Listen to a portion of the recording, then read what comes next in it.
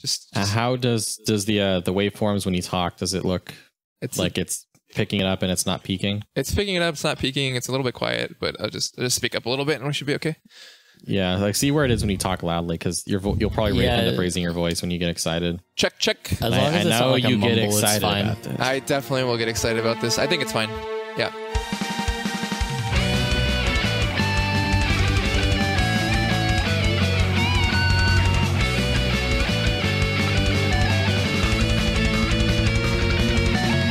What's up, nerds? Welcome to episode 26 of Powerful, a Power Metal podcast. This is Kyle, and I am here with Andrew. Hey. And we've got a little something special for you today. So in honor of it being more or less almost 4th of July, we're going to celebrate the US of A with something that we don't normally discuss on this podcast. We do a little here and there. A little bit, yeah. We talked about Riot recently. We talked about Riot. We talked about Probably talked about Twisted Tower Dire. We talked about Twisted Tower Dire. Yeah. But this is a special about USPM, US Power Metal. We normally touch on EU Power Metal, the, I guess, more popular, and the side of Power Metal we're more well-versed in. The falser Power Metal, some might false say. Power, people say it stands for EU Power Metal because it's not as good. Well, joining us in our quest for true Power Metal is our good friend Marco from Ride Into Glory. Marco. Hey guys. Thanks for inviting me on, guys. It's good to be here. So Marco, who in the hell are you, and what are you doing on my show? Great. Good question. Thanks. Thanks for asking. So, obviously my name is Marco. I'm the founder and editor of RideIntoGlory.com. It's a traditional metal webzine.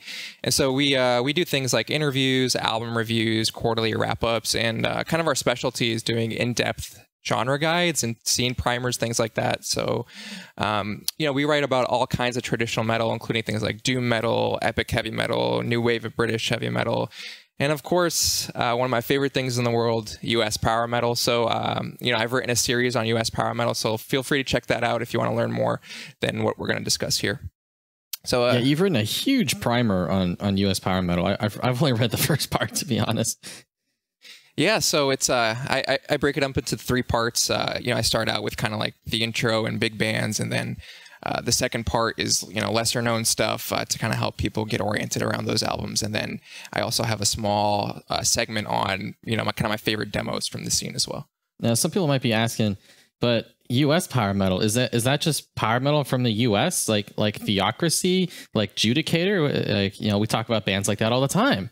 Well, what is US power metal? That's a good question. It's easy to mix it up, right? So there is US power metal in the sense of power metal from the USA, right? But when we talk about USPM, United States power metal, we're talking about something a little bit different. So USPM is kind of like a specific style of power metal that evolved in the USA kind of during the earlier mid 80s. So everyone's kind of familiar with the new wave of British heavy metal, you have all those big bands like Iron Maiden that were playing, right? And there were scenes kind of all over the world that arose as a result and a reaction to the new wave of British heavy metal, right? So you have the Bay Area thrash metal scene that kind of came up and bands got a little bit more extreme. You have German speed metal, and in the US we kind of had United States power metal. So it's a bit of an umbrella term where we're looping in a bunch of bands that don't all play the same exact style, but they're doing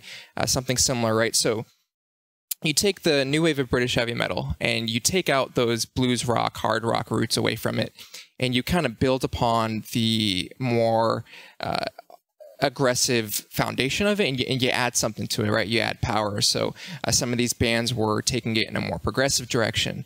Some were a little bit more aggressive, a little bit more thrashy. Some were a bit faster, and some were a bit more melodic, right? So you get that, and that's what US power metal is. It's taking the new wave of British heavy metal and it's just expanding on it, and just kicking up the tempo and making it do more, I guess.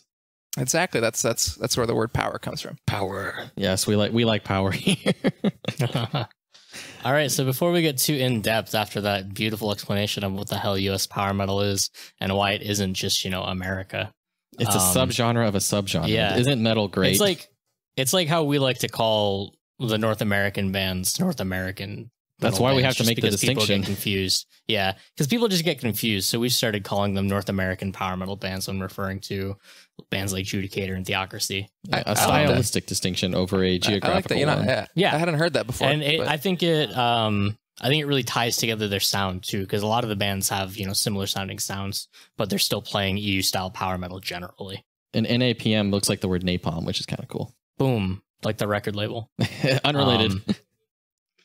But yeah, before we get too deep into the the rabbit hole that is USPM and all of its associated styles, we want to ask the most important question that we ever ask anyone, Marco. What are your top 4 favorite power metal bands? All right. Well, US or otherwise. Well, the first one I'll mention is kind of probably the one you get all the time, Blind Guardian, right? So even though I'm a USPM guy, Perfect choice. I have a huge That's spot. a cop-out answer. It's not a cop-out answer, man. Mirror Mirror was my first. It's the right answer. Yeah, it is the right answer. I think we should start putting a caveat in for Blind Guardian. Oh. What are your top 4 favorite bands, excluding Blind Guardian? Right. I'm a big fan of their early stuff as well as speed metal stuff, but Somewhere Far Beyond's my favorite Euro Power album, nonstop. That's one of my favorites too. So you're in good company. So here. I'd say other than that, Manila Road, if you count them as power metal, they're my favorite band of all time. Huge fan of Manila Road, both the early stuff, the later stuff, mid-era stuff, classic, whatever. They have 18 albums. I love them all. So huge fan of Manila Road. 18? Jesus. Oh yeah. And then I would say Crimson Glory. So I play those first 2 albums nonstop, pretty much. And then I think, Do they have other albums? they have other albums. I just pretend they don't exist. That's kind of where I'm at with them. But those first 2 are just amazing. And then the last one it's really tough. I'm not sure what my number 4 would be. But I'll just go ahead and say Liege Lord, really good band, US power metal. They have 3 fantastic albums and all a little bit different and good band. Well, a couple of those we're probably going to get into on this episode here. Yeah, I'm sure we I will. hope so. All right, you did the thing that we force everyone to do, so well done. You picked Blind Guardian, so you're okay in my book. So I think now we'll dive a bit deeper into the US power metal rabbit hole. So you mentioned a couple of ways that US power metal can be broken down because we haven't subdivided our genre enough. You mentioned there can be the more aggressive, thrashy style bands, more melodic, proggy style bands. There's different styles within this. So I guess take it away with that. Give us that primer. Right. So yeah, because we have to divide it up as much as we can. But I think the simplest way to think about it, if they're kind of 2 distinct styles, right? That we touched on. The more aggressive stuff that is more similar to thrash metal. It's faster tempo. The vocals can be a bit more aggressive. It's kind of abrasive and in your face. And then you have the more melodic side where some bands are going a bit more progressive as well. So starting out with that aggressive side of US power metal, you have bands like Jag Panzer and Liege Lord, who I touched on a little bit. So I think if I had to pick one album from the aggressive side of US power metal, for me, it would have to be Jag Panzer's debut album, Ample Destruction. So that album is pretty much the defining US power metal album for me. And it really hits on all the stuff that makes up that aggressive side of US power metal. And then... Yeah, I was listening to that album yesterday, and I think it really just embodied my preconceived notion of USPM, or I haven't dived that deep into it, but it's like, yep, this is similar to like what I'm used to listening to with EU power metal, but it does have that more aggressive and old school style to it, where it does feel a bit closer to traditional heavy metal, but kicked up a notch. Exactly, and that's kind of what I love about it, right? It's you have fantastic vocals on that album. You have really aggressive guitar riffs. It's basically just 40 minutes or whatever it is of straight rippers. You don't really have a break, and it's just a classic. Good shit. And tell us about Liege Lord. You said they're one of your favorites. How would you get someone into them? How would you describe them? That's a great question. So Liege Lord are one of my favorites because I think they're super accessible. They're a little bit more aggressive, but they're just a fantastic band, right? So you're not compromising any quality for that accessibility. And so the album that I would recommend to people is Master Control. So there's a couple reasons. The production's a little bit cleaner than some of the other stuff you're going to find here, and the vocalist sounds a lot like Bruce Dickinson. He really does. So you get a familiar vocal style, but you get really good riffs. and it's a little bit more on that aggressive side. It's a little bit faster paced too. It's got a good amount of speed and thrash metal elements in it. So I think it touches on all the great stuff, and it's still really easy to get into. So I think that's one of the albums that I recommend for people trying to get into this style. Yeah, I think Bruce Dickinson style vocals are very easy to get into. Makes Iron Maiden like one of the classic gateway bands. That's what power metal is basically based off of, and makes it more accessible. Yeah, exactly.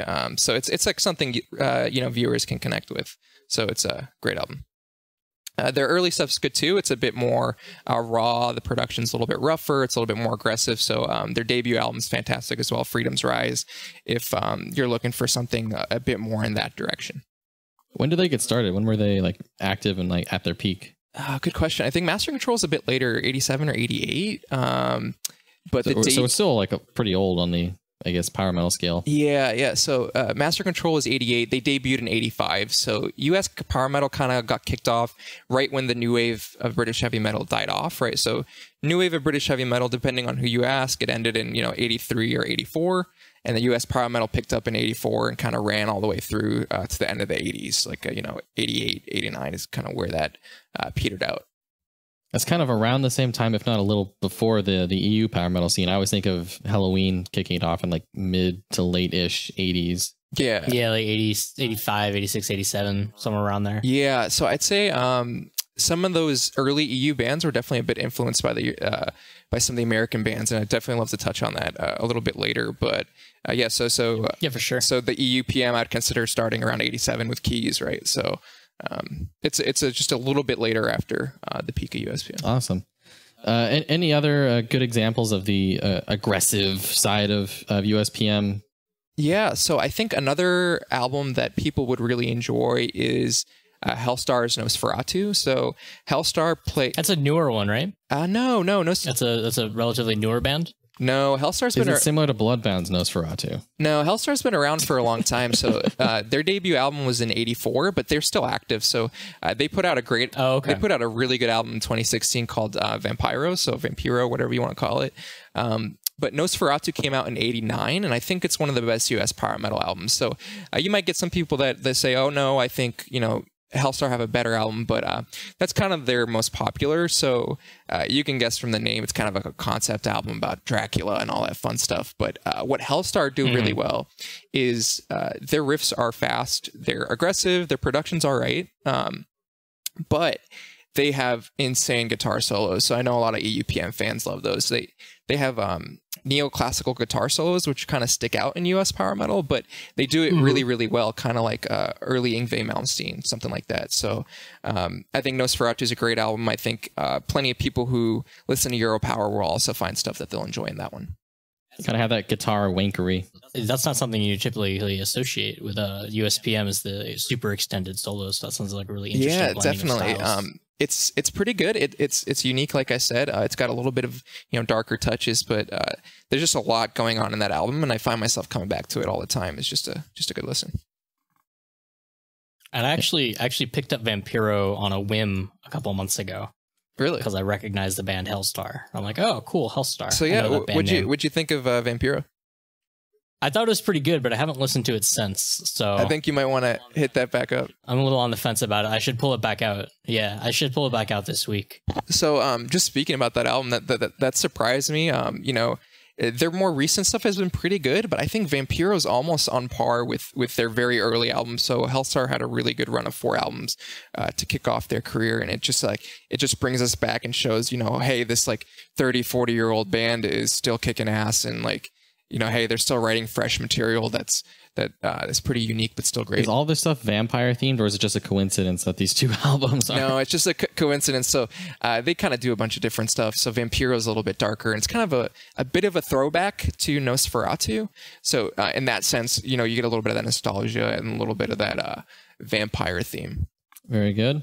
Any other examples you'd like to point out for that, or we can hit other styles of USPM? I know we have a lot of names to drop today. Yeah, so I think I'm all right with that style. There's always other great albums to check out. Vicious Rumors, Digital Dictator, Omen, Battle Cry, Griffin, you know, Flight of the Griffin. There's a ton of great albums out there. But you know, there's a bunch of other styles that we can talk about. So I say we can just get going. If anybody's curious, they can go read my guides if they're really looking to get deep into this. Always be sure to check out Marco's guide to USPM because it's insanely detailed and has tons of good recommendations. If there's one thing that Marco does well, it's in-depth writing. He does a very good job of doing deep dives into this sort of thing while seeming accessible at the same time. Isn't that you guys cute? flatter me too much. So let's move on to a style that I think just general metal fans are going to be more familiar with, the melodic or proggy style that you mentioned. I know popular bands like Queensryche fall in there. Where are we gonna land with that? Right. So yeah, if we're just dividing it into two camps, right, you have the more aggressive stuff and the more melodic or progressive. So on the progressive side, you do have Queensryche. I would lump them in there. So, you know, everyone's familiar with Operation Mindcrime. You know, that kind of falls into the progressive US power metal. But when I think of Queensryche and USPM, I think of, you know, their self-titled EP and their debut album, The Warning. So both of those are excellent releases. I think Queensryche EP is pretty much, you know, one of the best releases in the genre and one of my favorite metal releases in general. Queen of the Reich is just a fantastic song and kind of one of the earlier examples of that more melodic side of US power metal. Yeah, I haven't dabbled in Queensryche much beyond Operation Mindcrime, which I think is a phenomenal album. So how do those like two parts of their career differ beyond like their early beginnings and then when they kind of matured a bit?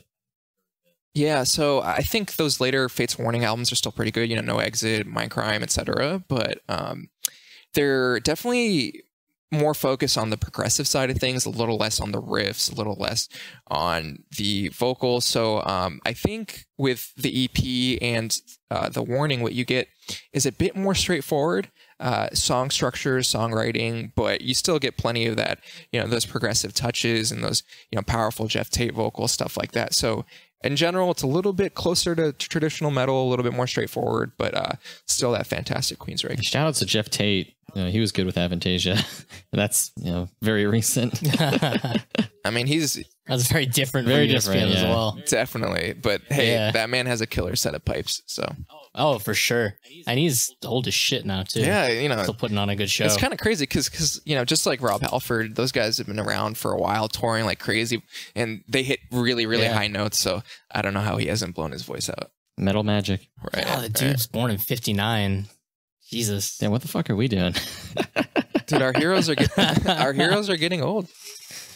So I think a band that you've mentioned as one of your favorites, and one of the albums that I've heard even before coming on this was Crimson Glory's self-titled debut. Yeah, so I think both the debut and the following album, 2 years later, Transcendence, are absolute metal masterpieces. Both are a little bit different, but I could listen to them till the end of time. I never get bored of either. They're just fantastic listens that are very melodic, but still kind of retain that that edge that we talk about with US power metal. I'm curious, have either of you played the game Brutal Legend?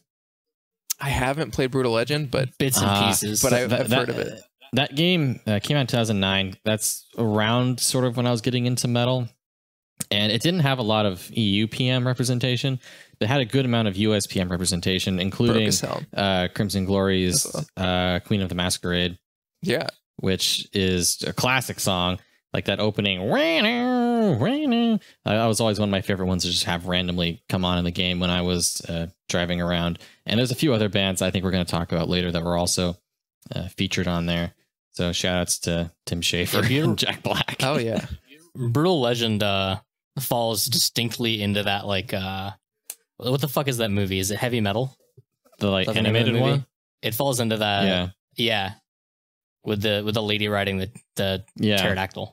Oh, yeah. It taps into like that style of music, which is very distinctly, you know, 80s heavy and USPM, I think. Yeah, for sure. Yes. Like I also got exposed to Running Wild through that game, plus many other bands. So they have, you know, I never played it, but I know quite a few of those great bands that you mentioned are in there, and you know, I've heard of some people get into USPM through it, and I think that's awesome.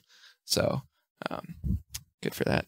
Yeah, their EUPM was basically just Through the Fire and Flames. Yeah, I mean, that's a song everybody knew, right? Because it's riding off of Guitar Hero 3. Yeah, it was like a couple years after Guitar Hero, so everyone knew it. They had. Yeah, I mean, hey, back in those days, I was jamming Through the Fire and the Flames. So, well, yeah, I do it to this day. yeah. But that's off topic. The next album I think that we should get into is one that I see kicked around a lot as like best power metal of all time, and that's Fate's Warning, Awaken the Guardian. Ooh, yeah, that's a big one. It's a hard listen, I think. So Fate's Warning is definitely on the much more progressive side of US power metal. So their strongs are a little bit weirder, a little bit more in that what I guess people would call, people who are familiar with like Dream Theater might kind of align with it. I don't think the bands sound that similar, but they're super progressive in that sense. Compared to the rest of the field. So Awaken the Guardian is a little bit more straightforward, a little bit easier, a little bit more melodic, a little bit more accessible than their other stuff like Spectre Within, right? But so what makes Fate's Warning hard to listen to is the vocals, right? So John Arch is really, really good at phrasing, but his voice is a little bit abrasive, a little bit hard to get into at first. But once it makes sense, the album is just fantastic. Is it actually hard to get into, or hard to get into by like USPM standards? Both. I mean, it's just kind of a hard to get into. Okay. I mean, they're considered a pretty classic band, so once you kind of get used to John Arch's vocals, you'll be all right. Yeah, that's one that I've tried to get into a few times, but it hasn't clicked for me yet. And I think vocals are part of it, and even just stylistically, it's not really what I expect, even from US power metal bands. I think I sometimes have trouble calling it power metal. I think it is more on like a progressive traditional style of metal. But yeah, for sure. Me. And then later in the career, they got a little bit more progressive, right? With Perfect Symmetry, No Exit, Parallels, all those albums get a little bit more progressive. And just one really quick thing, I think I mentioned No Exit with what's it called, with Queensryche. It's actually Fate's Warning. Before anybody crucifies me, I misspoke earlier, so sorry. I know you always get those dorks that comment on something, hey, you missed that one band, or you messed that up. But well, it's always fine. Be that one guy. They just went on a tour together, right? You were obviously thinking about that. Yeah, something like that. Or he was looking at the notes sheet and you see the names next to each other. Yeah, we don't have notes. What? Well, no. We're I usually totally all off the top. I mean, I usually lump them together. I'll listen to them together. They're kind of in that same category. So, anyways. So the next band that's not on the notes list at all, but you have bolded if you did have a notes list, is Warlord. Tell us about Warlord. Oh yeah, yes. So Warlord are kind of the brainchild of I'm not even gonna try to pronounce his name, William Samus or something like that, right? He's Greek, but anyways, the point is, Warlord came out with an EP in 1983 called Deliver Us. It's got keyboards, it's got amazing vocals, amazing riffs, and Bill Samus has like the best sense of melody in this scene, one of the best senses of melody. So this 1983 release is often cited as one of the first power metal releases. So every time I see some dork say Halloween invented power metal, I just kind of want to, it's a little bit of a pet peeve of mine. Yeah, I'm not, naming anybody on this podcast or anything. But oh wow. Ooh. Wow. Anyways, I could name some concurrent releases to keepers as well. So I'm with you. Yeah, I know. I could name some concurrent releases in the style. I think Rainbow laid down the foundation, but this would be the first very, very straightforward power metal, full power metal release, I think. So Deliver Us is like a 28, 26 minute EP, and it's I think it's the best EP in the scene. It's my favorite release. One of my favorite releases. I actually listened to that before we got on today, and it was fantastic. I'm definitely going to listen to it again. It definitely scratched all of my Halloween styled itches. Yes, totally. So I think Warlord, I think that EP and their debut album were both huge influences on European power metal, right? So you have big bands like Hammerfall straight up covering songs from this EP, and I'm pretty sure Halloween. I'm not 100% sure, but I think they might have cited Warlord at one point or another, and I think you kind of hear that sound in those early German European power metal bands. So I think Warlord's Deliver Us EP and their debut album, you know, and the Cannons of Destruction, right? So I think those two are releases that European power metal fans will really enjoy. Yeah, I haven't listened to this at all. This is one I have to check out. You would definitely like it, Kyle. For sure. You more or less know my taste, so I'll trust you on that one. Yeah, it's like classic early Halloween. Oh yeah, it's feeling good stuff. Basically like Walls of Jericho before it was Walls of Jericho. I think it's a little cleaner than Walls of Jericho. It's cleaner. It's a little bit slower. There's some mid-pace stuff. It's not like, you know, blazing speed metal like Halloween was, right? So that's a lot of different styles of bands.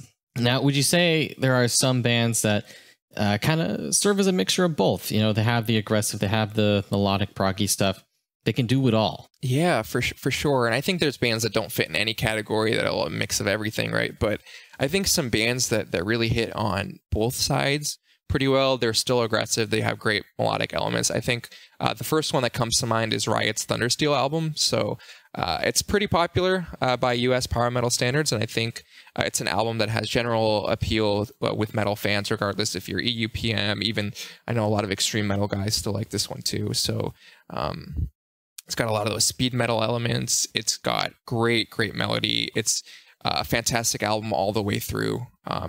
So I definitely recommend that one. Yeah, I know we've talked about Riot on the podcast before. Now we were on Riot 5 when we talked about Armor of Light. Oh, yeah. Now we're going back to Riot 1, just called Riot. I don't know. Can we call it Riot 1? So the funny story with Riot is, right, so they broke up and then they came back together many years later, right? So they had that early run from you know, the late 70s where they were kind of like proto metal, a little bit blues rock.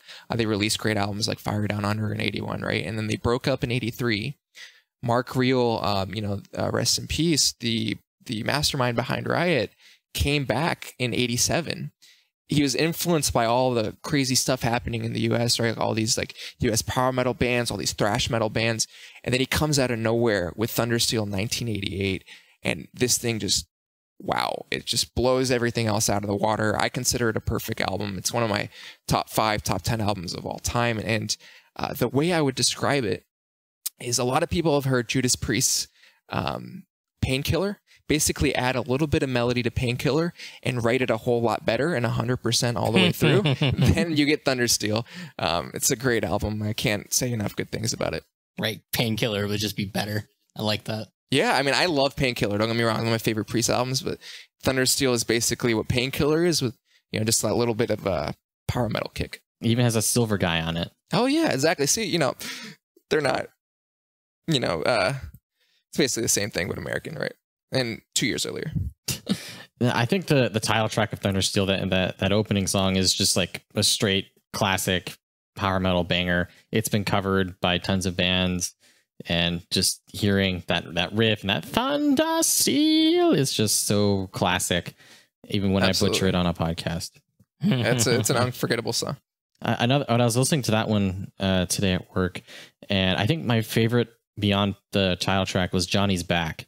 I think that one really has a lot of elements that you power metal fans will get into. The way the vocals are all like, have that like sort of choir effect on them. Yeah, it's great. And I think all the songs work well. Each one is a little bit different. I think the album plays the fast really well. It does the mid-pace really well. It does those slower songs like Blood Streets really well. Just a great album. Yeah, I also like the almost like chanty vocals on Fight or Fall was just really exciting. Gets that powerful feel that we're looking for. So really excellent album. I guess if we have to pick like a top 5 albums to check out, like at the end of this episode, I'd probably put that one on it. Yeah, we can totally do that at the end, and I think it would definitely make my list. Yeah, I think that'll be a fun exercise at the end when we get to that point. I know, kill your babies, Marco.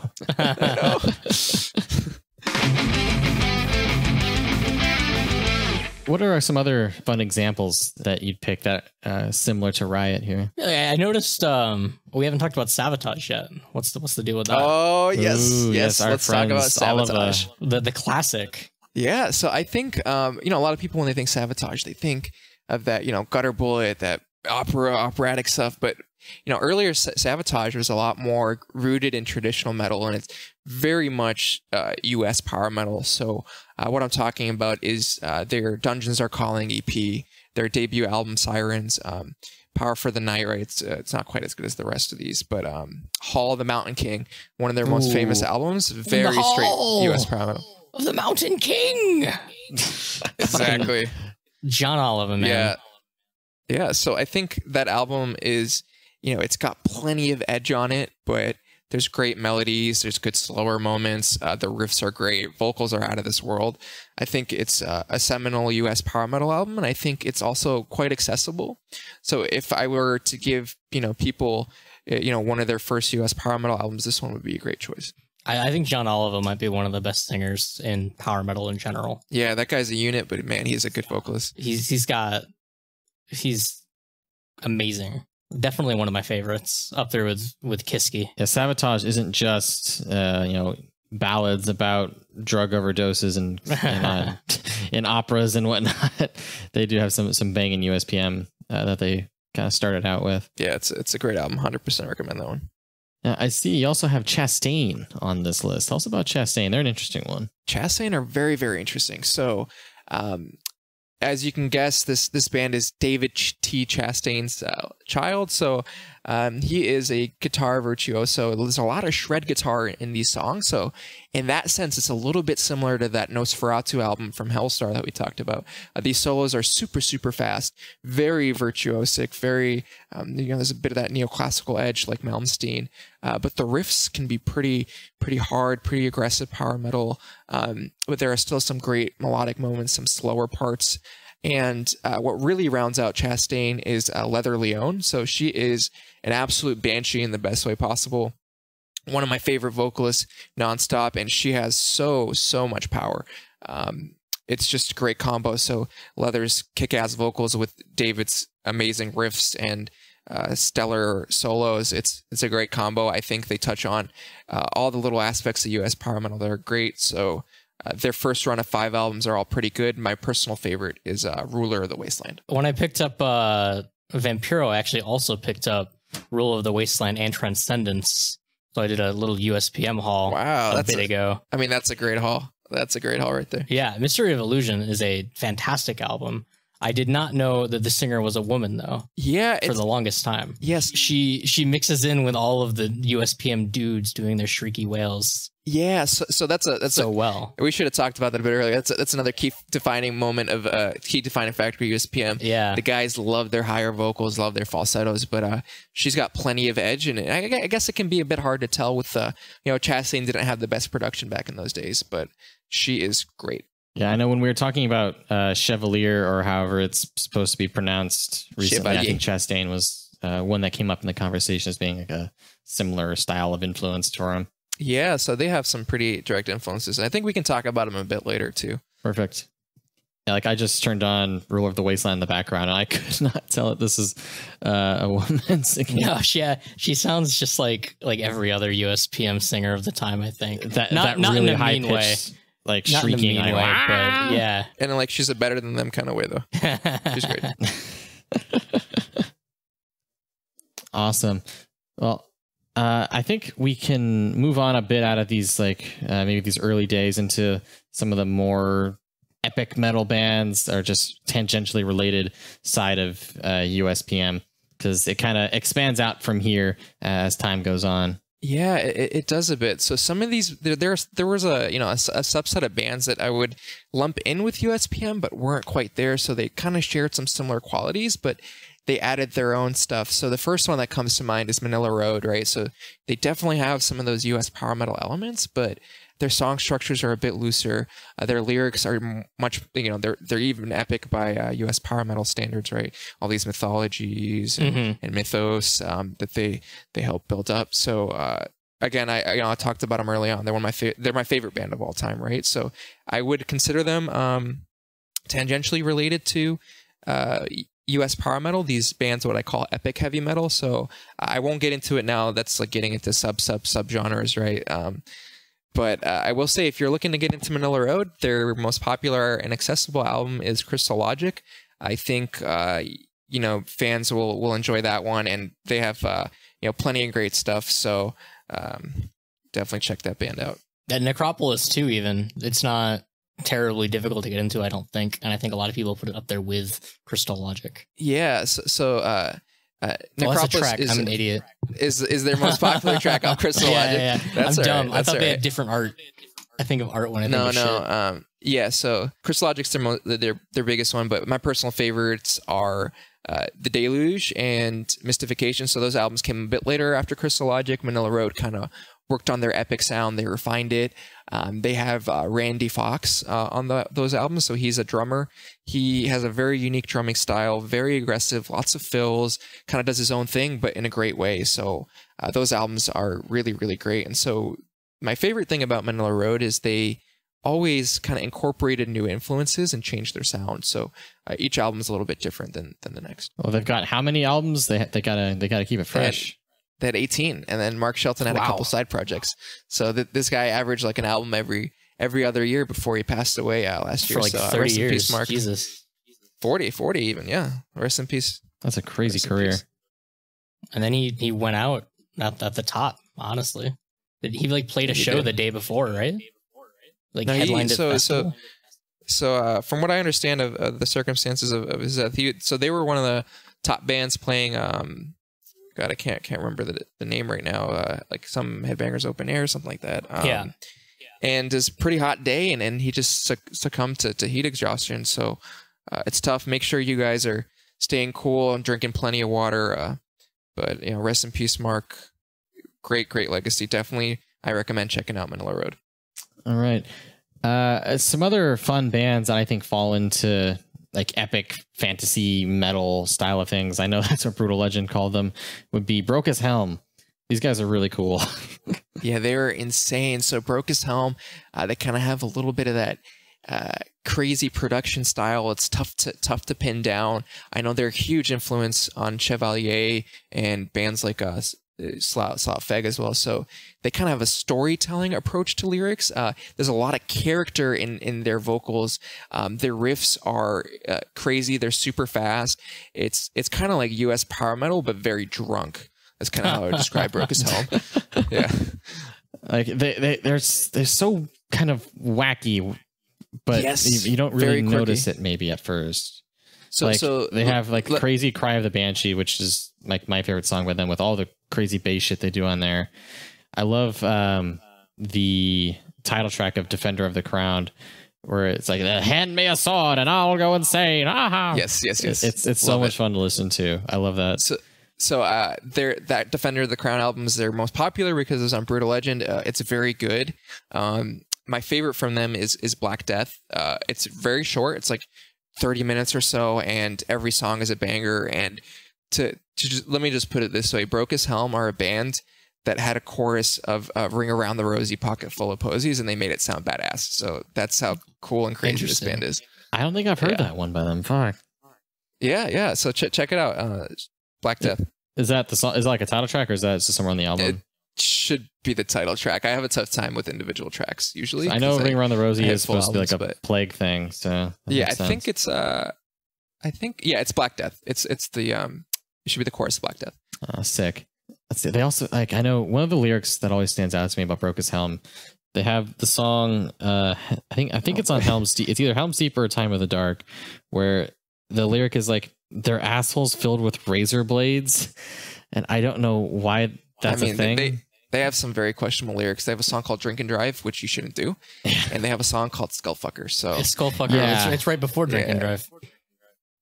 They do their that 1-2 punch right there. So I've never listened to Broke His Helm. This is definitely something that's going on the list now. Yeah, they have one of their more epic songs, I'd say, is probably Drink the Blood of the Priest. That one's really interesting. Basically everything they did was great. I really dig the intro riff on Cry of the Banshee. It's kind of weird. Like he said, yeah, it's fucking crazy. It's very weird. It feels like a keyboard, but it's not. Yeah, it's bass, I think. I think it might be bass as well. It's tough to tell, but it's really good. It's weird, but I dig it. Yeah, like definitely. That's one. Thank you to Brutal Legend for introducing me to Cry of the Banshee and having a crazy spider. I think that phrase there, weird, but I dig it. That's how I would describe all these epic metal bands, right? So Manila Road, Broke His Helm, all the other ones we're going to talk about, weird, but I dig it. Speaking of weird, let's talk about, is it the Lord Weird Slough Fag or Slough Fag? The Lord Weird Slough Fag. Yeah. Yeah, man, they're a tough band. So they're really fun. They just released their 10th album this month, actually. It's weird. Yeah, so their sound, they've always done whatever the fuck they want, right? So they have a lot of influence from Thin Lizzy. They take a lot of influence from Brokus Helm, actually. They cite that as one of their biggest influences. So they kind of are a fun band. They incorporate Celtic influence every once in a while. They have some slow songs, some fast songs, some epic songs. I think the one album I'd recommend is their most popular. It's called Traveler with 2 L's.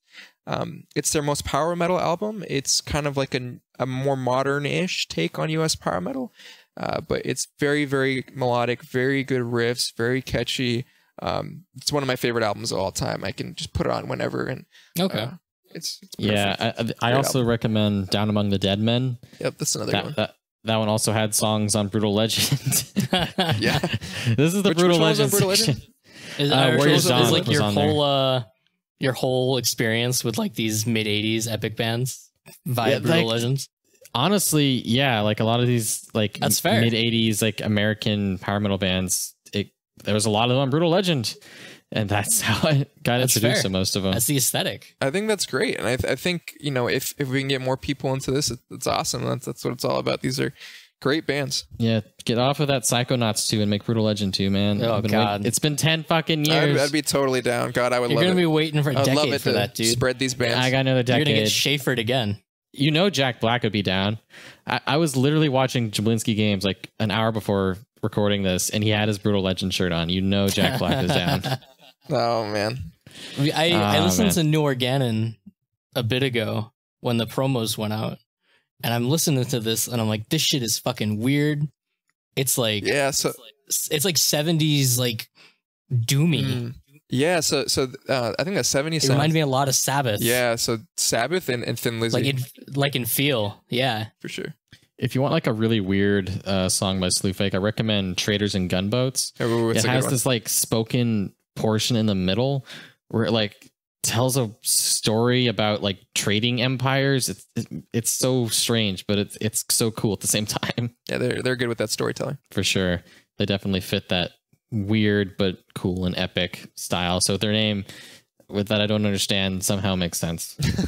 Is there a story behind the name? Do you know the full name? I'm sure there is. I probably read it like 10 years ago. I don't know it off the top. Yeah, I'm not sure. I know Brokus Helm is like named after like an actual like helm in like a museum or something. I remember reading that somewhere. I'm not sure about Slewfag. Slewfag? I don't know. Words are hard. I thought it was slow. I don't know. I'm no expert. Maybe it's sloth. I'm probably pronouncing it wrong too, for all I know. Yeah, I'm going to see him in like 2 months though, so pretty excited. Speaking of just seeing bands, you just saw this band recently. This next one, Cirith Ungol. They headlined Keep It True. Who did? No. So the headline and Keep It True next year. Oh, that's what it is. Yeah, I've actually never gotten a chance to see them yet, to my shame, but I'm sure it'll happen there. They've been touring pretty regularly. And nothing is more epic than naming your band after a Tolkien thing. Yeah, man. As we know. They were like one of the first, bigger metal bands to kind of use Tolkien, and they're very big on the Elric saga. So they use Michael Whelan's artwork on every one of their album covers is a different Elric artwork. So they were big on that fantasy. Elric has a nice aesthetic. It does. Whelan did a great job. Did they come before Blind Guardian? Where's my timeline here? Well, they formed in 72, but their first so that's a yes. Their Cirith Ungol demo didn't happen until 79. So that's before Lucifer's Heritage, though, I'm pretty sure. Oh yeah, I think Lucifer's Heritage was easily 82, 83, something. I don't know. We can look it up. So sorry, Hansi. That's a good, because those are good demos too. What's your top pick from Cirith Ungol? Definitely for me, King of the Dead is their most consistent and best album. So it's very doomy. The vocals are kind of hard to get into, but it's a very epic album. It's not their most US power metal album. I think if I had to choose for US power metal sounding stuff, it would be One Foot in Hell. It's basically straightforward USPM relative to the rest. And if there was just 1 or 2 tracks I would recommend to people to listen, it's actually from Paradise Lost. So that album is really hit or miss, but the best songs on it are very, very good. So Join the Legion and Chaos Rising are some of the best Thundersteel songs ever, and I think people will like them. Those are a couple of the top picks on Spotify for Thundersteel. So this is a good reason. You did well. It's actually spelled wrong on Spotify too. Join the Legion. Is it? Yeah. Oh yeah, That's funny. It says Leigon, unless that's intentional. No, definitely not. So just add it to the problems with Spotify. Wait, One Foot in Hell is some sweet art though. Well, that's like that's like Elric walking up to a bug man. That's pretty cool. Yeah, so he's in the City of Beggars, Natsukor. I don't know how to say it, and it's one of the Guardians on the Throne. Some evil chaos dude. Yes. I definitely recommend Elric. I read it recently, just a few months ago for the first time, and it was a really easy read, but really fun. Yeah, it's like good classic stuff. 60s sword and sorcery kind of stuff, right? Yeah, pretty Can't much. imagine it's that difficult. No, yeah, each book's like 200 pages. They're nice, quick reads. They're fun. A really good fantasy world. Probably much easier to read than Lord of the Rings. I'm sure. Yeah. Lord of the Rings isn't too bad. No, I don't Lord of know. the Rings is very stilted in its language, though. I mean, those movies are great at least. So just that. I agree. There's nothing. I'm a big fan of those. There's nothing anyone can say about it. Don't let Ed listen to this part.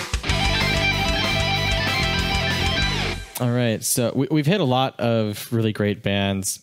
Some good recommendations for the EUPM fan that comprises probably most of our audience, but I think we should really get into like the most EUPM albums that aren't really EUPM. Starting with the band that I spent my whole weekend listening to. Oh yeah, let's talk about Virgin Steele. Fucking Virgin Steele. I was listening to this literally all last week. I mean, it's got to be a good weekend, right? If you're just blasting It Virgin was Steele. the only band I listened to last week, I think. This was my weekend. It was Dungeons and Dragons and Virgin Steele. I mean, hey, that sounds like one hell of a weekend to me. Heaven and Hell, House of Atreus, and the fucking comp album just on repeat. Yeah. So what are your favorite Virgin Steele albums? Let's go there. What did you guys like from listening? So the 5 that I listened to were the Between Heaven and Hell Part 1 and 2, Invictus, and House of Atreus Parts 1 and 2.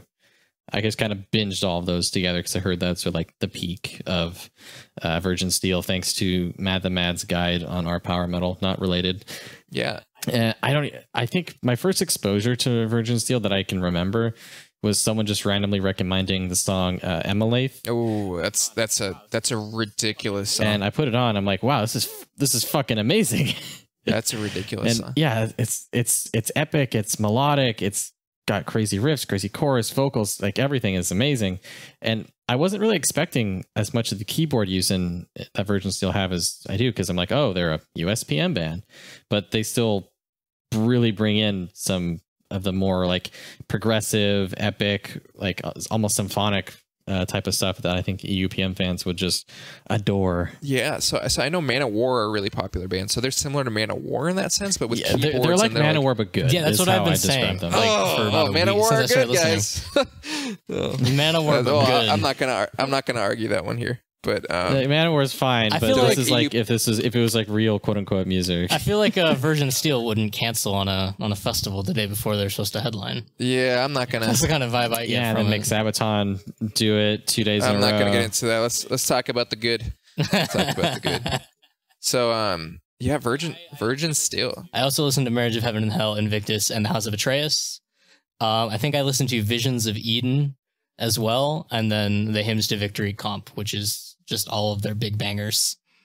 13 big bangers back to back. Yeah, I listened to a few random songs like Angel of Light and Pompeii. I think it's just they're big tracks from those 3 albums, though. Yeah, so I think that's not a bad introduction. So Virgin Steele's first run of 4 are all decent in their own way. They're pretty good. It's a little bit of cock rock, but every once in a while they get that epic metal and pump it up. So I don't usually listen to those too much, but you get those insane moments like Burning of Rome every once in a while in those early albums. So, but like you said, it's the Marriage of Heaven and Hell, Part 1 or 2, Invictus, House of Atreus 1 or 2. Those are my favorites. So the mid-career run is just amazing. So I'll usually do the Marriage Heavens in one run, or I'll do Atreus in one run. I kind of consider them one album.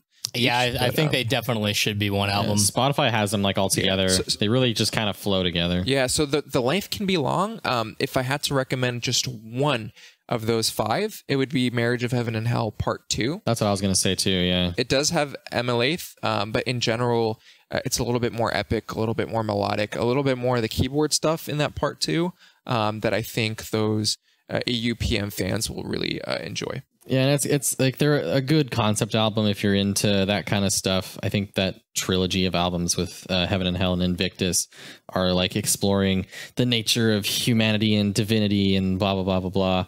So it's not like a set story, but if you're into stuff like that, it's fun. Totally. I think all those 5 are great albums. Yeah, you can't really go wrong with those. Like we said, I think Manowar fans would very much like Virgin Steel if they haven't branched into Virgin Steel already. The vocals are so similar. Yeah, they've got DeFace sounds like a good, I don't know Manowar's singer's name.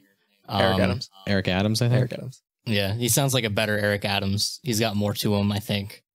And they have song titles such as Great Sword of Flame, which is peak Manowar Hey, sounding. that song is great. Yeah, no, I love it. I love it, but like it's peak Manowar sounding. I will titles. say that I do like Eric Adams, but I agree that when DeFace, his actually good stuff, I think he's definitely better than Adams. But Virgin Steel has an interesting history too with the split with their other guitarist and just the craziness that is it DeFace? How do you say his name? DeFace, I don't know. We just call him DeFace. DeFace. Yeah. Apparently he's a piece of work. But he makes some damn good music. He is. So we'll just roll with that. Just ignore their newer stuff. Don't bother with any of that. He released 3 albums last year, if that gives you an idea. He's kind of gone off the rocker. But wait, what? But their peak stuff is great. What's your favorite Virgin Steel song? Since I actually listened to a lot of Virgin Steel recently. It's in my mind. I mean, Burning a Rome is an easy one. It's just a good banger. I think Emelaith is kind of just an amazing song. And I'm going to give a quick shout out to my friend Karmazid. He's one of the best artists in the scene, and he's a huge Virgin Steel dork, and that's also his favorite song. So quick shout out to my buddy there. All right. Kyle, what was your favorite? So get on that Emelaith, kids. Yeah, the Emelaith was probably my favorite. I mean, the first song I listened to for a band, if it's like one of the main bangers, it doesn't leave me. Oh, okay, that's fair. Like Mirror Mirror was the first Blind Guardian song I heard, and like legit changed my life, and I refuse to accept any other song as my favorite song. I mean, hey, I feel that definitely agree with you there. And then there was Silence, like I keep saying. The first time I heard that was live, and that was a life-changing experience. So I feel you. I think mine might be Invictus. I'm a huge fucking fan of that chorus. It just hits me real good. I feel like the title track of Invictus takes like a minute or two to really kind of hit its stride. Yeah, but then once it does, it's fucking insane. Yeah, title track is good. I think also on Invictus, I really like the closer, Veni Vidi Vici. I'm definitely that was awesome. Butchering the Italian, but that was a really good one. Remind me to add Virgin Steel to our list of bands when we do like the epic song episode. Yes, because those guys can do it right. Yes, I definitely put them in that epic metal category. But I don't know if you've seen the track listing for Hymns to Victory, but it's literally like all of their big banger songs for 13 songs. That sounds like a banger compilation. So I think that's a pretty good starting point if you don't have time to listen to all of Heaven and Hell or all of House of Atreus. You can just pop in with the comp and see the best of list. I think songs are important in context, and I really love the full album format. But if you're looking just to get a sense of the band, it's definitely not a bad direction to go. They have a lot of those big songs we talked about on that one. If I ever have a crazy awesome band, I'm gonna name my compilation album like Banger Collection. Yeah, Banger Collection that's Volume 1. Exactly. That's what Hymns to Victory translates to, right? Yeah, exactly. Yeah, just make it less cool. Less cool. Yeah. Oh boy, that was a lot of Virgin Steel. That's okay. That's okay. Yeah, it's definitely okay. Who else should we talk about? Let's talk about Twisted Tower Dire. We mentioned these guys a couple episodes ago. I think there was discrepancy on whether or not they're USPM or EUPM. Good. Who cares? Because they're fucking great. Their new album was awesome. What do you have to say about that? So Michael? I am a huge fan of Twisted Tower Dire. I think it's funny that you mentioned that. I listened to that podcast that you guys put out with them in it. So I definitely consider them USPM, but it's good that you guys bring up that point because I definitely think there's a huge amount of crossover, and I think they definitely have some EUPM elements, right? So they're super melodic, lots of really catchy choruses, sing-along stuffs that you kind of find in EUPM, but there's no keyboards. It's always riffs at the center. They're a little bit up-tempo, so there's a lot of overlap in both. Great band. So one thing about them is they kind of started up when USPM was definitely at its lowest point. So they were one of the only bands putting out this kind of stuff in like late 90s, early 2000s. So they were always doing their own thing, and I think if you're gonna give them a listen, their newest album isn't so bad. But my favorites are their second and third album, which would be the Isle of Hydra, and my number one album from them being Crest of the Martyr. Really good stuff. They had like a pretty big gap in between albums, didn't they? Because they've been around for a long time. Yeah, I think it was 7 or 8 years from this one to the last one. So yeah, but hey, I'm glad they're back. I hope they do some live shows, some more live shows. Anyways, they're a great band. Yeah, they just played that festival in Chicago, right? Yeah, I think they were at Legions of Metal. I unfortunately couldn't go because I just started a new job, coming back from Keep It True. But great festival.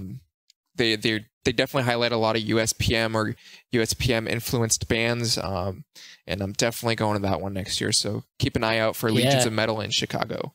I was bummed I couldn't make it out there. They had a great fucking set list. Oh yeah, it was stacked. Do they light swords on fire during their live shows? Oh, that would be a little nuts. That would be a show to see, right? All right, what other bands would you think it's like easiest for the EUPM fan and all of us to get into? Definitely gonna go with Visigoth. So Visigoth are I think Visigoth out of the newer bands is the single biggest band that has some semblance of US power metal and epic heavy metal influence. And I think their vocalist Jake Rogers is the best vocalist in this modern scene right now. He's absolutely insane. So they're a super catchy band. Their production's really clean. Their songs are really catchy. So they're really easy to get into. And I think if you don't know Visigoth already, go ahead and give them a listen. I think they will be a good gateway band. And we just mentioned Twisted Tower Dire, so they take a lot of influence from them as well. So just a great band. Yeah, definite similarities there. Visigoth blew the fuck up. They did, and I'm so happy for them. Yeah. I think of like the American power metal bands. They're definitely on the rise. I know Conqueror's Oath was one of our favorites of last year. We gave it some high praise with the. I think we gave, what was it? Trader's Gate was like one of our songs of the year. Oh my god, that's my favorite Visigoth song. I think they're very, very talented. So I have a couple criticisms of Visigoth. I wish they were a little less squeaky clean, but they're great. They're really fun. Jake is a superb vocalist. Riffs are pretty good. So and what I really like about them is like you mentioned, that they've blown up. A lot of people enjoy them, and they're fantastic flag bearers. They love the scene. They're super passionate. They constantly bring up other bands, and it's been awesome to see that. Yeah, I highly recommend their song Dungeon Master. I was talking about D&D earlier. I really need to get my group on that song, even if they're not metal people. Just throw it in their face. It's a really, roll the dice, take a chance. The role-playing playlist. Yeah. So do you guys like Dark Souls? I fucking love Dark Souls. I was about to say, how is that EP? Their new EP. Yeah, so their newest EP is about Dark Souls. They're 2 great tracks. Abyss Walker is one of my favorite Visigoth songs now. And the artwork is done by my good friend that I mentioned earlier, Karmazid. He is a super, super talented artist, and that EP is fantastic. Definitely check it out if you haven't already. What I will say about, I don't like Conqueror's Oath as much as the Revenant King, but I think that's awesome that there are people. The decision is like super split on which album is better. They're both good. Yeah, 2 different styles. But I love that there's so much argument amongst people about which album is better. Some people are diehard for Conqueror's Oath, and a lot of people are diehard for Revenant King. And I think that's super cool that both of the albums are so good, but in different ways, that they've got diehard fans for both of them. Totally. Yeah, I really like them both. I think I give the edge to Conqueror's Oath. So I'm going to be the odd one out here and go ahead and say it's the Revenant King. No, So I like the Revenant King better too. Oh, all right. So we win. So I lose this fight. I thought the Revenant King kept the energy up a lot more consistently than Conqueror's Oath did. But I've heard people tell me the exact opposite, and they thought Conqueror's Oath kept the energy up a lot better than Revenant King did. I think Revenant King is a little bit more bloated. It's a little bit longer. The tracks could be trimmed a bit, but it's a little bit more epic. It's got more US power metal influence, a little bit doomier. I like the songwriting a little bit more. Conqueror's Oath has some absolute bangers like Trader's Gate.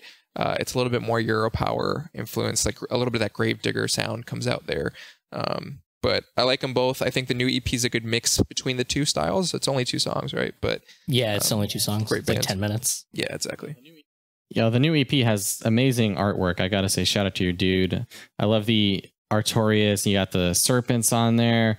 There's so many cool details for fans of Dark Souls. Absolutely. Which I was just telling fucking Paladin to do Dark Souls songs. Yeah.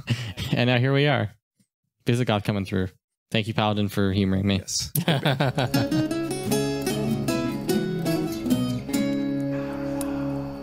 And then I also see that you mentioned Ironflame in our notes that don't exist. They're from Portland? I don't know where they're from.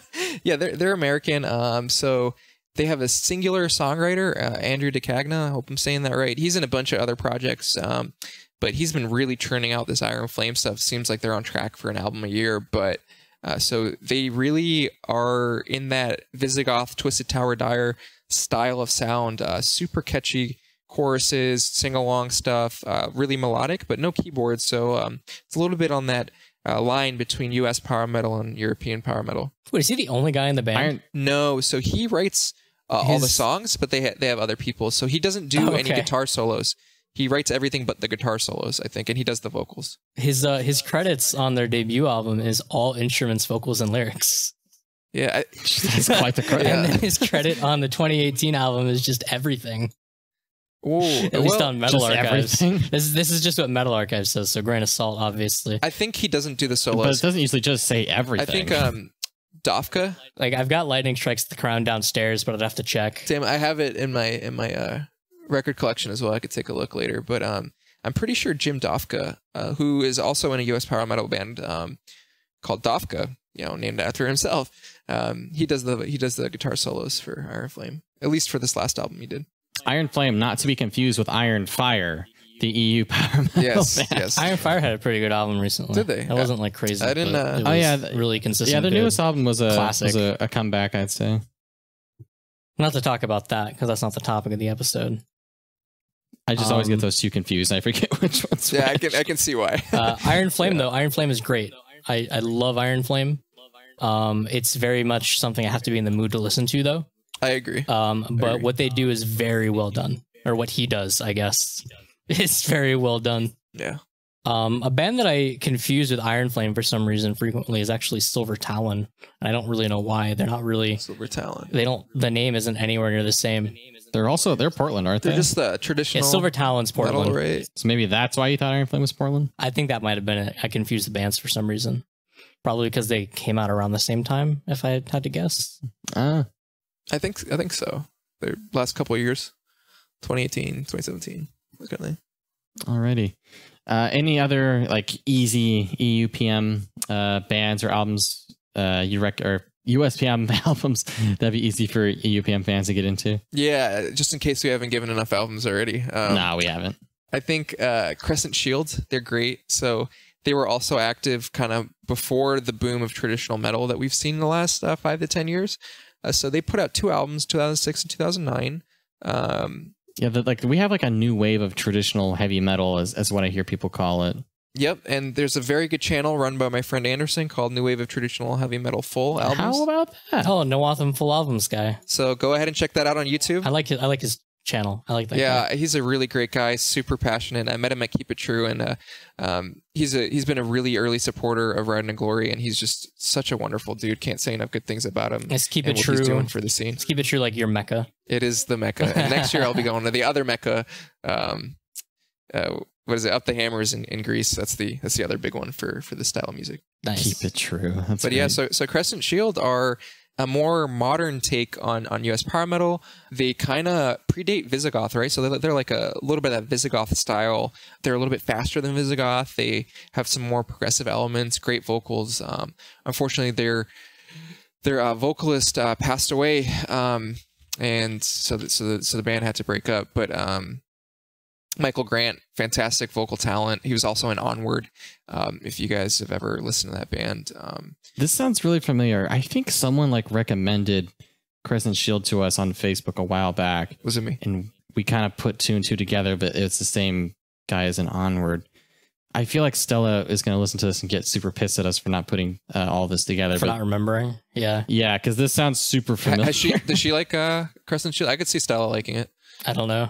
Yeah, she's a bigger USPM person than the rest of us, like combined. Yeah, that's fair. But I think I'm pretty sure she knows this one. I think both of their albums have pretty good crossover. They're about 50-minute long albums that kind of ride that line between US and EU, kind of leaning a bit more towards US. Awesome. And I think this talk kind of brings us into what the modern scene of USPM looks like. Like we started out with a lot of the legends, the Crimson Glories, the Jag Panzers, some of whom are still around and kicking today. Jag Panzer's going to be at Prague Power, so that'll be sick. Oh yeah. But who would you say are the eternal champions of the modern day? Hey, That's a segue. Well, we touched on one earlier. The biggest one's Visigoth, and then the other one is Eternal Champion.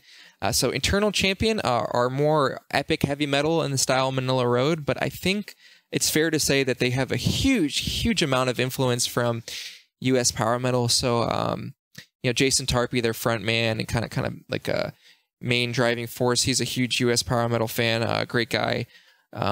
So their debut album, The Armor of Ire, is very popular. It's very good stuff. Great vocals, great riffs. Just that kind of got that classic power metal edge to it. But I think both if them. you look at the artwork for Album of Ire, yes. Look at the artwork for the Armor of Ire, and it just looks exactly like something from the 80s. It's USPM, like condensed into artwork. Yeah, so into one picture. Jason is a huge fan of sword and sorcery, so that Elric and that Conan stuff. So he kind of took that vibe, and I think that's what they pitched to Adam Burke, who did that artwork with. Kind of it has that Frank Frazetta vibe to it, but a little bit more of that blue and vibrant colors. Great, It's all the bullet points. Barbarian with baby oil. Oh yeah, naked lady holding on to him. A sword. There's a disembodied head. There's a sword. And the font for their castle. logo. The font for their logo. Oh, it's swords. Yeah, well, it's The also E's and the E and the C. It's also based on some old sword and sorcery. I forget the exact book it's based on, but they basically take that font exactly and make it their logo. Nice. So they're drenched in that classic fantasy literature aesthetic. So that's part of the reason I think they're so great, right? They're so passionate. They clearly love the scene. Their lyrics are fantastic. They have the aesthetic, the charisma, and they bring all these bands up with them. So I think both them and Visigoth are the best we could possibly ask for in terms of flag bearers of the scene, and they're both excellent bands. I think Eternal Champion was the first new epic metal. What are we calling this? New. I guess call it epic heavy. I guess epic heavy new metal. wave of traditional heavy metal, whatever. Yeah, whatever we're gonna call it. I think Eternal Champion was sure. one of the first bands from it that I listened to. Yeah, they're fantastic. I think they're introducing a lot of people to epic heavy metal. Jason was so kind to participate in a feature that we're going to be running. We, as in Ride into Glory, are going to be running next month on epic heavy metal. So, cool. Super excited. I love this sound, and I think them and Visigoth are doing a great job. Now, while we're on the topic of new wave of traditional heavy metal, can we get your hot take on Dream Troll? How do you feel about them? Yeah, it's okay. Because it's similar style, but a very different approach to it. Yeah, I like a little bit more of that serious edge that Eternal Champion and them bring. I think Dream Troll was all right. I checked them out a couple times, but I haven't really felt the need to go back. I guess that's my opinion. It's okay. Fair enough. Yeah. How do you guys feel about them? Dream Trolls, they're an interesting one. I like their silly music video that they just put out. Oh, I haven't checked it out. Their dedication to the aesthetic is admirable. I really liked the debut and the EP. I was really looking forward to the new album that just came out, but I think it kind of fell a little flat. It's basically just the EP, but an hour long instead of 27 minutes. I haven't listened to the new album yet. I need to. There's not really anything new sounding on it. It's just their generic 80s aesthetic in music kind of deal for 40 minutes, which is good. They do it well. I was just kind of expecting a little bit more from them. That's fair. But I think that's the consistent criticism that they get. That they're just kind of doing like their thing. Yeah, they're just doing the 80s nostalgia thing. Which I don't think they are really trying to be much more than that. But that's kind of another thing. I think that segues into another band we could talk about, Skeletor. Are you guys familiar with them? I was just thinking about Skeletor. I didn't listen to it yet. Yeah, so Skeletor, but I've heard it was good. Started in the early 2000s. They kind of muddled around until 2008, where they released their debut, which kind of had some re-recorded songs. I'm a really big fan of their compilation from then too, called Time of the Sword Rulers. But so they have been around since the early 2000s, playing US power metal, kind of more up tempo, a little bit more on that epic side. So they share a lot of similarities with Domine. So love Domine. If you like that mid-era Domine, Stormbringer Ruler, they kind of have that sound, but a little bit more American, if that makes sense.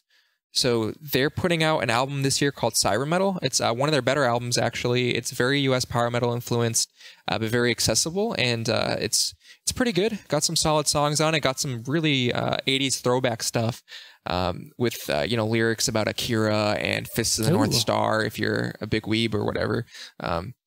A cool band. It's got sweet art too. Yeah. That one's out just last week, I think. Yeah, it just came out. I've been meaning to listen to it. Yeah, it's pretty solid. I think you'll enjoy it. I'm gonna put it on right now. It's got really cool art though. It's got like a cyborg samurai cutting apart a bunch of like Japanese folk demons. Yeah, I think that's. Would you consider Espionage from last year as a USPM? I don't know if I don't remember listening to that. Oh, I might. Their album was it Digital Dystopia? Yeah, Digital Dystopia. I think it was all right. Dang, I should have listened to it again. It's pretty all right. I think you would like it. I don't remember it enough to really comment deeply on it, unfortunately. Yeah, because I remember really liking that one last year. They're from Australia, I think. So I feel like you don't realize you get that from Australia. Yeah. Another good one from this year alone was Traveler. I think that was one of our favorites from the first Traveler was really good. Yeah, so Traveler, I think, were the big standout album from early on in the year. So I played the ever-living shit out of that album. Oh, yeah. I had that on at least once a day for like a solid month.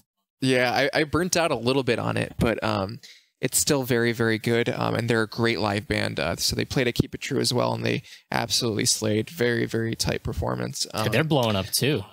Good for them. I see a lot of hype around them. Yeah, dude, I've been hyping them since the demo, and I'm so happy to see their success.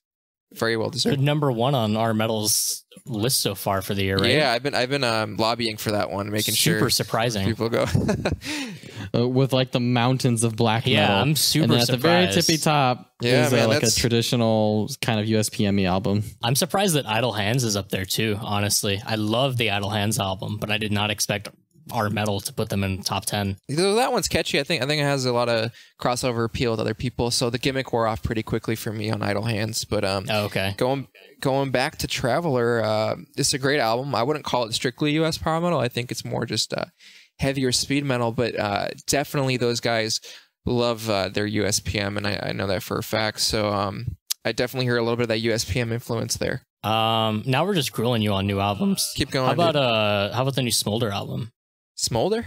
Yeah, so I'm pretty good. Yeah. Yeah. Oh, yeah. So I'm pretty good friends with most of the Smolder. Oh, okay.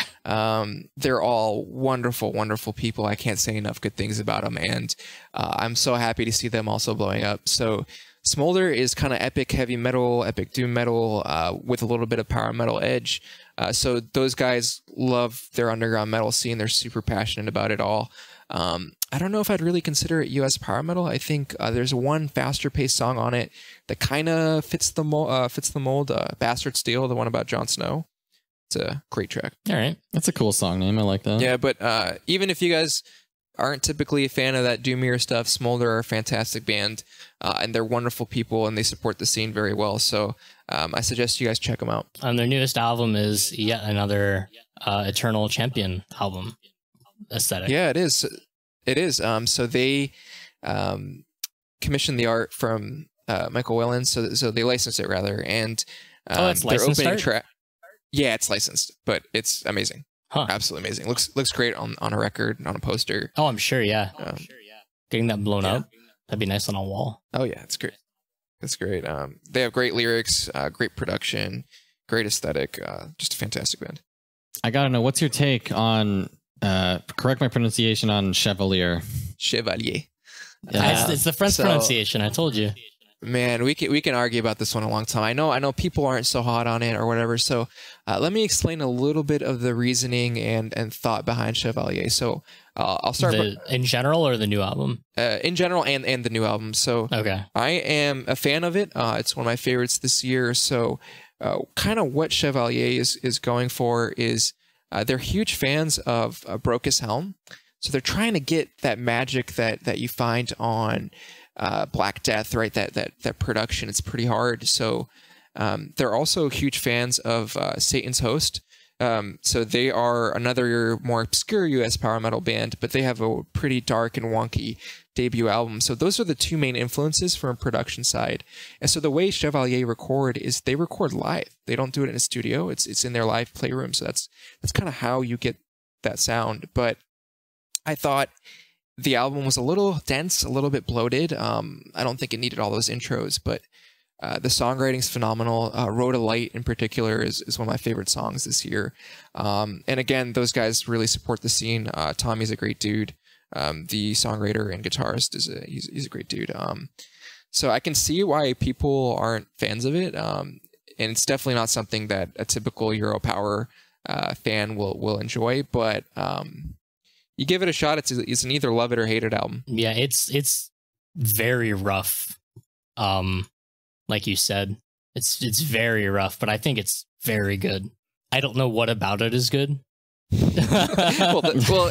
riffs really damn hard. I can tell you what's good about it. It riffs really damn hard, and each instrument is crazy. As someone who's not huge into USPM, I couldn't tell you what was good about it, but I was listening to it and I'm like, there's something special on this album. Like I can just feel it. I don't know what it is, but there's just something special on that album. It's hidden underneath the production. hidden underneath the I have mixed feelings. Yes, so hidden underneath the roughness, there's something special there. For sure, Diamond in the Rough album. Yeah, so it's similar to Demon Bitch from 2016. Same exact thing. It's if you like Demon Bitch, you're gonna like this one. And Demon Bitch eventually grew on me. Yeah, Demon Bitch eventually grew on me. I have a shirt. I like Demon Bitch enough to get a shirt. So that's one of my favorite albums last decade. I know that might be controversial to some of you, but so it's really good stuff. It's not strictly USPM, so they take a lot of influence from bands like Brocus Helm and Omen, right? They even had the Omen guitarist come do a guest solo on this one, but they also take a lot of influence from French bands, right? That's why they're named Chevalier. They take influence from like ADX, Sortilege, stuff like that. So I love them. I think they're a great band, but definitely hit or miss. Yeah, I think they were Stella's album of the year so far. Not to no, speak for no, she likes Smolder better. Stella. Which one? She likes Smolder better than Chevalier. What if we're just totally wrong? That's okay. Stella can correct us later. She will correct us later. She'll probably make a long, extensive post in the notes. Yeah, I would. There's no problems. You're welcome to. All right. Well, we've been going for almost an hour and a half. We've talked about dozens of bands. We got a little rambly there for a little bit, but you know, it's that's all why good. People listen to us, because we ramble. Yeah. Apologies. I do get excited about this topic. Yeah. So we mentioned that we're going to close this with, if we had to pick 5 albums for people to jump into from this whole fucking mess that we've talked about today, what would that be? So mix of newer, older, just everything. Doesn't matter. All right. So I think if I have to pick 5 albums, I'm going to go ahead and give you the classics. No new bands, even though they're great. So if I had to say the very first album you should check out is Riot's Thundersteel. I think people will really like that one.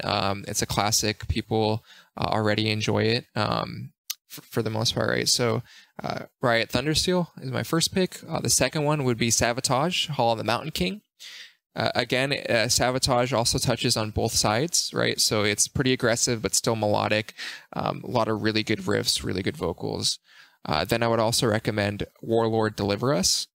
So it's not an album, it's a long EP, like, 26 minutes, right? But super melodic, really good keyboards, really good vocals, really, really good song structures. It's got good mid-pace stuff. It's one of the earliest pure power metal recordings ever. It's a huge influence on those early European power metal bands, so cannot stress that release enough as well. Then if for my fourth pick, it would be Crimson Glory's Self-Titled.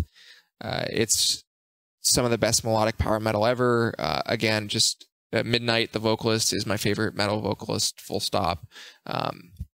Just a fantastic record. And then the final one that I'll give people is Liege Lord Master Control. So this one is a bit more on the aggressive side, but it's still very, very accessible. It's got a little bit of the thrashiness. It's really good songs, good length, and the vocalist sounds like Bruce Dickinson. So what else do you need? That's beautiful. All right, Marco. Well, thank you very much for joining us this evening. We've got one last little thing for you to do, and that's just to tell our listeners to stay powerful. All right, guys, stay powerful. Woo, stay powerful. Thanks, Marco. Excellent. Thanks for coming on. Thanks, guys. Thanks a lot for having me. To the listeners, if you guys haven't already, be sure to check out Marco's blog, Ride Into Glory. It's got a lot of quality content over there. Have you wanted to learn about the demos that formed the early roots of USPM? Well, you can. Just go to rideintoglory.com.